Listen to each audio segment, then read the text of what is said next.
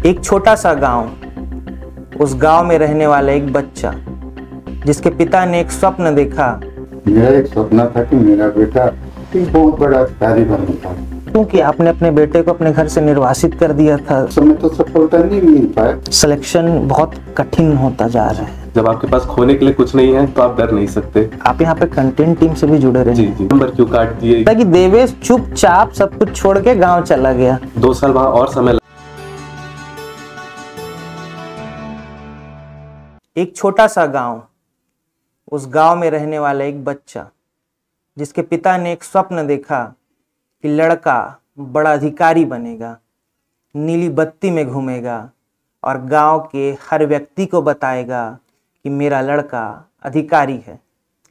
हालांकि इस अधिकारी बनने के सपने को पूरा करने में लड़के को कुछ समय भी लगा, पर लड़के ने हार नहीं मानी और अपने पिता के सपने को पूरा किया, और ऐसा पूरा किया कि उसने एक नया इतिहास रच दिया। आपको लग रहा होगा कि आज मैं इस मंच पर ऐसी बात क्यों कर रहा हूं, तो मैं बात इसलिए कर रहा हूं कि CGPSC 2024 जिसका रिजल्ट 2025 को जारी हो चुका है, इस रिजल्ट पे जिस व्यक्ति ने पहला स्थान पाकर DC यानी डिप्टी कलेक्टर का पोस्ट, जिसे राज्य सरकार के सबसे बड़े अधिकारी का पद माना जाता है राज्य सेवा के अनुसार, उस पद पर चयन हुए व्यक्ति आज अपने उस पिता के साथ उपस्थित हैं जिसका ये स्वप्न था कि उनका लड़का नीली बत्ती में घूमेगा। तो इस वक्त हमारे साथ जुड़े हैं देवेश प्रसाद साहू और उनके पिताजी। मैं आप दोनों का बहुत बहुत स्वागत करता हूं दिल्ली IAS के इस मंच पर। तो मैं सवाल आपसे शुरू करना चाहता हूं कि सपना आपका था, मैंने भूमिका भी आपसे लेकर चालू की, तो सबसे पहला सवाल है सर, कैसा लग रहा है? आज मैं इतना खुश हूँ कि मैं बता नहीं पा रहा हूँ। आज मेरा एक सपना था कि मेरा बेटा एक बहुत बड़ा अधिकारी बनता, बहुत बड़ा, उसको पूरा कर दिया। जरूर 2-3 बार किसी असफलता जरूर मिला, और सफलता भी ना कहा जाए, वैसे वो अपना कोशिश तो बहुत किया वो, लेकिन इंटरव्यू में रुक गया 2 चांस तो, लेकिन ये तीसरा चांस में उसको सफलता हासिल हुआ और अपना माँ बाप का पूरा नाम रोशन कर गए। अपना माँ बाप का क्या, पूरा छत्तीसगढ़ का नाम रोशन कर दिया, समाज का, गांव का, सब का ही।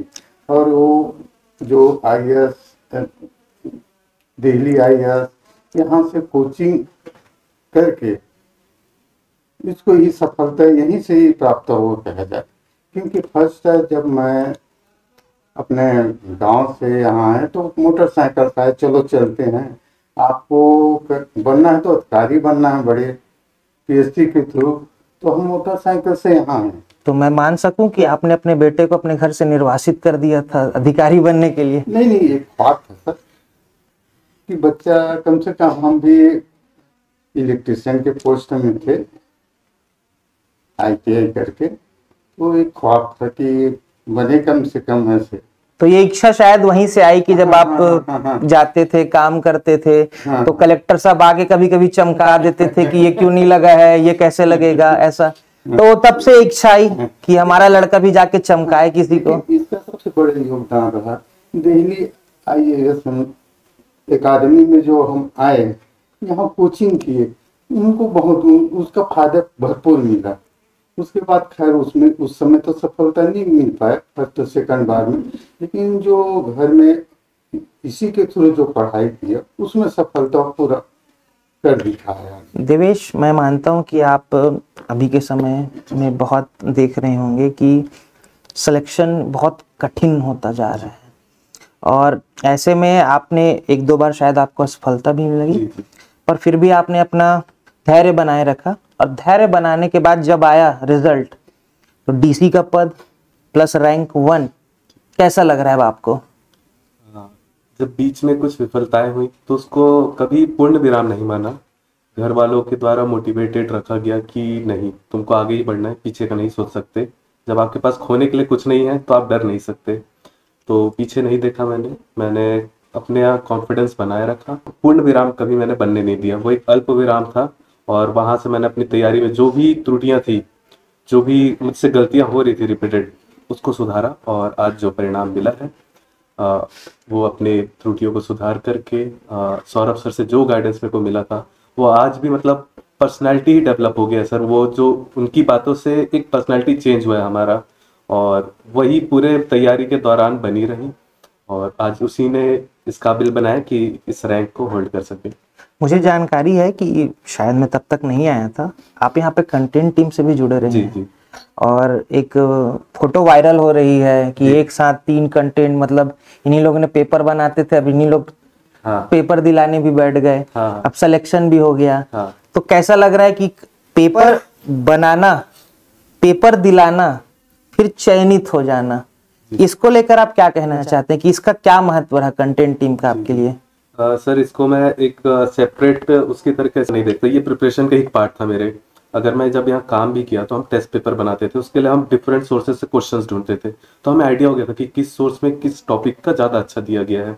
वो एक हेल्पफुल हुआ। जब हम कॉपीज चेक करते थे तो देखते थे कि हमें कैसा पॉजिटिव हम निकाल सकते हैं और क्या चीज़ है जो हम अवॉइड कर सकते हैं अपने आंसर राइटिंग में।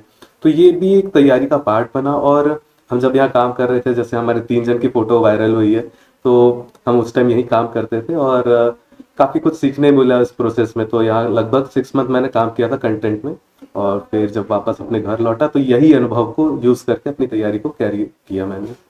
अच्छा, आप कंटेंट टीम में काम करते थे, एक सवाल है कि कंटेंट टीम में जब काम करते थे तो बच्चे आके आपसे लड़ते थे क्या कि सर ये कितना कठिन कठिन सवाल बना दिए, ये कैसा? जब आप खुद दिलाते थे तो आप भी कोसते होंगे शायद जो पेपर छांटता होगा उसको। तो ये अनुभव कैसे था कि खुद दूसरे को कोसना, फिर कोई दूसरा आके आपको कोस रहा है कि कठिन कठिन पेपर छांट रहे हो, ये अनुभव कैसा था? हाँ, हो सकता है कि ये ना इसमें कुछ शायद मेरा लक अच्छा था कि जब भी हम लोग कॉपी चेकिंग, सबसे ज्यादा प्रॉब्लम्स जो आती थी कॉपी चेकिंग में, स्टूडेंट को ये रहता था कि मेरा नंबर क्यों काट दिए, या इसको ज्यादा नंबर दियो, या ऐसा। तो ऐसी कंप्लेंट्स लेके जरूर आते थे, पर मेरे साथ ऐसा कभी नहीं हुआ कि कोई स्टूडेंट आए और कंप्लेन करे कि सर आप गलत नंबर दे दिए या नंबर काट दिए। तो ये मेरा लक था कि कभी ऐसी कंप्लेंट्स नहीं हुई मेरे साथ में। कंप्लेन्स तो नहीं हुई, हाँ। बट एक कंप्लेन है कुछ लोगों को आपसे। जी वो लोग ये कहते हैं कि देवेश ने टॉप तो कर दिया, आपके दोस्त हैं, हाँ मैं नाम नहीं बताऊंगा वरना मित्रता में दिक्कत आ सकती है। उनका ये कहना था कि देवेश चुपचाप सब कुछ छोड़ के गांव चला गया, हाँ। हमको इस भीड़ में छोड़कर, और उसने वहां पे कौन सी संजीवनी बूटी खाई, क्या दिमाग लगाया, कैसे किया कि हम थोड़े से पीछे रह गए, वो एकदम पहले नंबर पे आ गया। तो क्या है राज की एकदम पहले नंबर पे आ गए, यहाँ से सब छोड़ के गांव चले गए थे? सर यहाँ से ये जगह भले छोड़ के गया था, पर जो मुझे टीचिंग्स मिली थी वो यहीं से लेके मैं वहां गया था। तो जो टीचिंग्स यहाँ से थी उन्हीं को वहां इम्प्लीमेंट करता गया, और 2 साल वहां और समय लगा, पर यहीं की टीचिंग्स थी जो वहां काम आई है। तो कोई विशेष कारण आपका गांव जाने का? सर यहाँ बाहर रहने से 2-3 चीजें, एक तो आर्थिक आपको बर्डन बढ़ जाता है कि आपको एक अलग खर्चा करने के लिए घर से पैसे मांगने पड़ेंगे। दूसरा, अगर आप बाहर रह रहे हैं तो खाने पीने की समस्या होती है, अगर आपके हेल्थ के इश्यूज है। तो इन सब कारणों की वजह से था कि घर जाते हैं, वहाँ घर में रहेंगे तो आर्थिक दबाव परिवार पर कम बनेगा, इस वजह से भी मैं घर चला गया था। ये सवाल मेरा इसलिए आपसे था क्योंकि अक्सर लोगों के मन में ये भ्रांति है कि अगर सिलेक्शन होगा या तैयारी होगी तो वो तो बिलासपुर में ही होगी वरना नहीं होगी। तो आपने एक बहुत बड़ी भ्रांति दूर की कि आप घर गए, एक गांव, अपने गांव में रहे, गांव में रहकर तैयारी की और रिजल्ट आया और आपने पहला रैंक हासिल किया। देवेश, मैं समझता हूं कि आप छत्तीसगढ़ की जो धरती है वो ग्रामीण प्रधान है। जी उस ग्रामीण प्रधान क्षेत्र से अगर कोई एक गांव का लड़का अगर टॉप करता है तो कहीं ना कहीं वो हजारों लाखों लोगों के लिए प्रेरणादायी होता है। जी पर आपके लिए सबसे ज्यादा प्रेरणादायी कौन रहा? जी सर, सबसे ज़्यादा जो जिनसे मेरी प्रेरणा बनती थी, एक तो सर सबसे पहले थे सौरभ सर थे, जिनसे प्रेरणा बनती थी कि ऐसा कुछ करें कि हम भी कभी सर के साथ खड़े हो सके या उनसे डायरेक्ट मिल सके। दूसरा, जो प्रेरणा मिलती थी अपनी माताजी से मिलती थी, ऐसा लगता था कि वो हमसे डबल मेहनत कर रही है और हमसे कई गुना उम्र में बड़ी है, तो जब वो उस उम्र में मेहनत कर रहे हैं तो हमें भी करना चाहिए। वैसे ही पापा को देखते थे कि जो उनकी हार्ड ड्यूटी होती थी, 8 से 9 घंटे की ड्यूटी है, तो वो जब अपनी ड्यूटी को ईमानदारी से निभा रहे हैं तो हम अपनी पढ़ाई की ड्यूटी को ईमानदारी से निभाएं। तो ये 3 चीज़ें थी जिनसे इंस्पिरेशन बनता था कि जो काम मैं कर रहा हूँ उसको निष्ठा से करूँ और उसमें सफलता पाऊँ एक दिन। देवेश, आप बहुत सॉफ्ट बोलते हैं, बहुत अच्छा बोलते हैं। मुझे उम्मीद है आपको इंटरव्यू में बहुत अच्छे नंबर भी मिले हैं, मुझे जो जानकारी है उसके अनुसार से। आप काफ़ी बहुत हैंडसम भी है। डिस्ट्रैक्शन कभी आया हाँ, आपके इस जो योग्यता है आपके अंदर इतनी सारी, तो एक सम्मोहन तो है आपके अंदर, तो इस सम्मोहन से कुछ लोग आए आपको डिस्ट्रैक्ट किए? तो कुछ नहीं हो सर, क्योंकि घर में ही रहा मैं, घर से बाहर निकलना जब यहाँ थे तब ऐसा कुछ? यहाँ आते थे तो पढ़ाई से ही टाइम नहीं मिलता था। 3 घंटे हम क्लास किए, वापस गए रूम में, खाने का देख रहे क्या खाएं, टिफिन अच्छा नहीं आया तो खाने का जुगाड़ करने लग गए। तो ये सब में ही समय निकल जाता था, रिवीजन करना है, पढ़ाई करना है, तो ये सब। और सोशल मीडिया से दूर ही रहा हमेशा से, ना इंस्टाग्राम था ना फेसबुक था, तो डिस्ट्रैक्शन का अभी सोशल मीडिया पर है? अभी भी नहीं है। अभी भी नहीं है। और भविष्य में? अभी कोई प्लान नहीं, बट ऐसा है कि नहीं रहना है अभी तो। तो मतलब ये समझिए कि जो व्यक्ति पिछले 3 दिन से 4 दिन से 3 दिन से, माफी चाहूंगा, सोशल मीडिया पर सबसे ज्यादा वायरल है छत्तीसगढ़ में, वो अभी भी सोशल मीडिया से दूर है। तो सोशल मीडिया को लेकर आप स्टूडेंट्स को क्या देना चाहते, क्या टिप रहेगा आपका कि सोशल मीडिया चलाओ कि ना चलाओ? सकारात्मक उपयोग आप कर सकें, और उसके डिस्ट्रैक्शन से, उसका जो भी नकारात्मक पक्ष है, अगर आप उससे बच सकते हैं, आप में इतना विवेक है कि उससे बच सके, तो आप उसको चलाइए, साथ में तैयारी कीजिए। बहुत लोग हैं जो अच्छे रैंक लाते हैं और उसका यूज भी करते हैं, पर मुझे ऐसा लगता था कि मैं ज़्यादा डिस्ट्रैक्ट हो जाऊंगा, उसके नकारात्मक पक्ष की तरफ ज़्यादा बढ़ जाऊंगा, तो मैं चूज ये किया कि मैं दूर ही रहता हूँ। आपके एक साथी हैं, आपके साथ रहे हैं, वो बार बार असफल हो रहे थे जी। और बार बार आप भी संघर्ष कर रहे थे, वो भी संघर्ष कर रहे थे। तो उनको देखकर कभी लगता था क्या, यार ये मेरे से ज्यादा मेहनत कर रहे हैं, मेरे से ज्यादा इतने साल से लगे हुए हैं, जुटे हुए हैं, उनका नहीं हो रहा है, क्या मैं भी वैसे ही रगड़ाते जाऊंगा? कभी ऐसा लगा? नहीं, वो आप जिन साथी की बात करी उनका भी स्टेट ऑफ माइंड बहुत पॉजिटिव था। समटाइम्स अगर मैं कभी नेगेटिव सोचूं तो वो उल्टा और पॉजिटिव मोटिवेट करते कि होगा और हम लोग साथ में ही करेंगे, कभी नेगेटिव थॉट्स नहीं आने देते थे वो। तो कभी ऐसा नेगेटिव सोचना तो नहीं हुआ, और वो बहुत हेल्प करते थे पॉजिटिव सोचने के लिए। अक्सर आजकल स्टूडेंट्स की शिकायत रहती है कि टीचर से बहुत ज़्यादा डिस्टेंस बनते जा रहा है, चाहे वो पढ़ाई को लेकर हो, चाहे वो अन्य चीज़ें।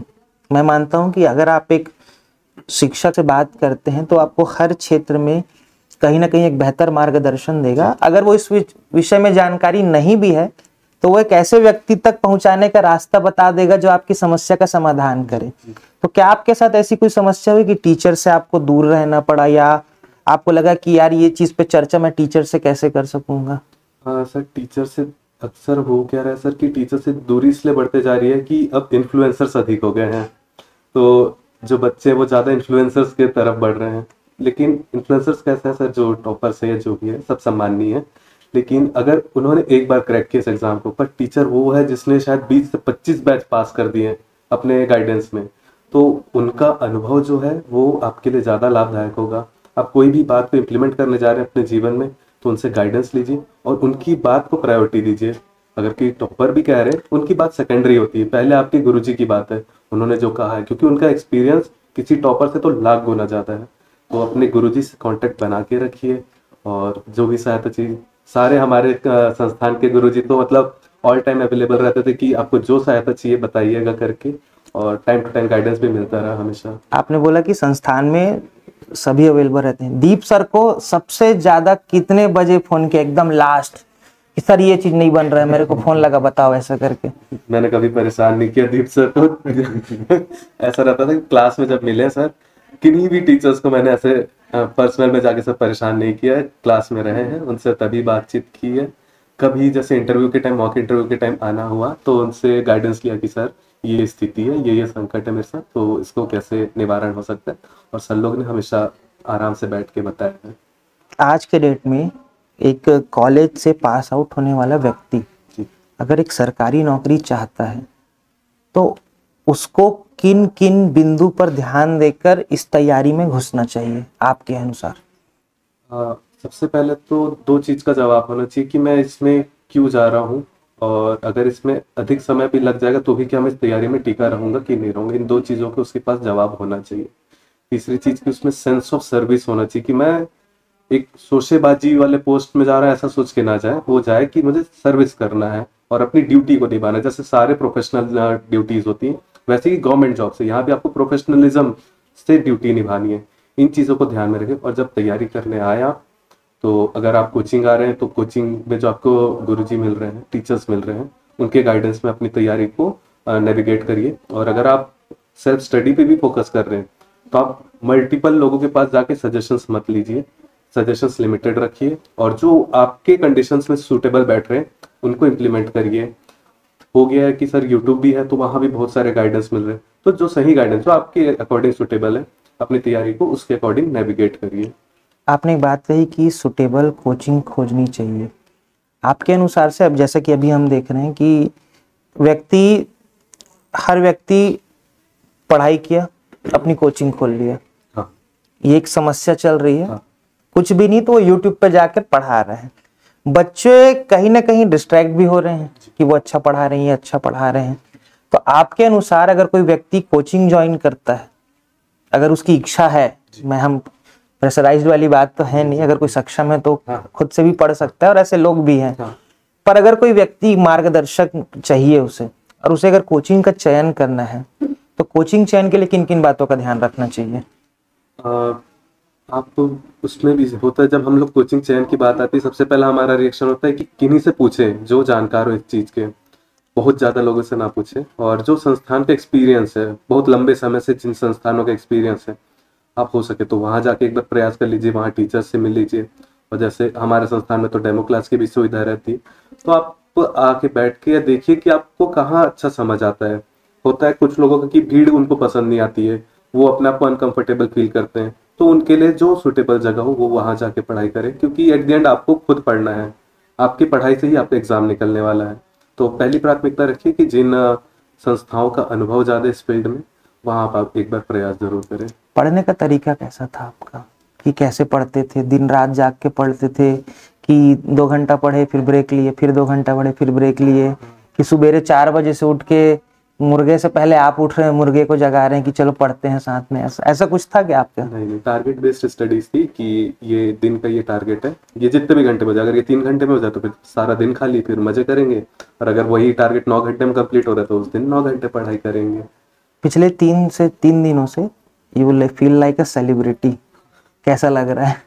अभी मतलब सोच नहीं पा रहा, बस जो हो रहा है लगातार हो रहा है, थकान भी है शरीर में लगातार, ठीक है, अच्छा भी लग रहा है, माता पिता खुश है। और आज दूसरी सबसे अच्छी चीज लगी, जैसे मुझे था कि मैं पहले संस्थान आऊंगा, सौरभ सर से मिलूंगा, जो 2021 का सपना था मेरा कि यहाँ आऊंगा, सर से मिलूंगा, और आज वो खुशी कल तक 2 गुनी थी, आज 3 गुनी हो गई है। देर आए पर दुरुस्त आ गए, हाँ, जैसी हाँ। चीजें। चलिए, आखिरी सवाल है आपसे। हर व्यक्ति का स्वप्न होता है आगे बढ़ना, इसके बाद क्या? हाँ, अभी 1-2 दिन तक तो अभी मैं इस बारे में नहीं सोच रहा हूँ, पर नहीं, मैंने आपके आगामी कार्यक्रम नहीं पूछे, वो मैं जान रहा हूँ, बहुत व्यस्त है। हाँ, नहीं, वैसा नहीं पूछ रहा। हो सकता है मेरे को कल, अगर मैं आपसे कल मिलना चाहूँ तो मुझे प्रोटोकॉल से पूछना पड़ेगा, प्रोटोकॉल में पूछना ना पड़ जाए। मतलब मेरा ये कहने का मतलब था कि एक इस पद पर आपका राज्य की जो सबसे बड़ी सेवा है, राज्य प्रशासनिक सेवा, उसके जो सबसे बड़ा पद है डीसी, उसमें आपका चयन हो गया है, तो अभी भी आपकी जर्नी जारी रहेगी? हाँ सर, अब पढ़ाई हैबिट बन चुकी है और एक्सीलेंस की तरफ बढ़ना, मतलब शुरुआत से था कि संघ लोक सेवा आयोग की भी एक परीक्षा की तरफ मैं अपना ध्यान दूंगा, और अब अच्छा समय मिला है कि मैं अब उस एग्जाम की तरफ भी कोशिश कर सकता हूँ, और पूरे मन से उसकी तरफ भी कोशिश करना चाहूंगा आगे। ओके, ऑल द बेस्ट आपको। तो ये थे हमारे साथ देवेश साहू जी और उनके पिताजी।